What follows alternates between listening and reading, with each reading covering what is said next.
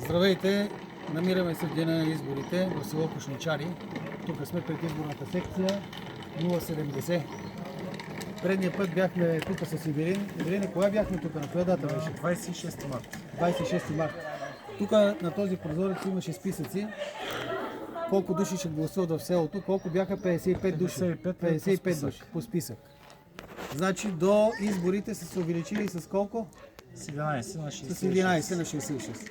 Значи с 11 души са се увеличили избиратели тук в селото. Има една жалба от 2023 година за същата история. Как се дописват хората на списъците, после изчезват. Такива някакви неща стават тук. Нали, сега измама ли е, не е ли измама, вие ще решите. Кметицата знаете коя е. Пуснали сме жалба няколко пъти до Дарин Димитров, кмета на Търговище. До сега ниво пълнистон, не знаем какво става. И така след... При реално живеещи около 40. При реално живеещи около 40, да, гласуват 66. Гласуват 66.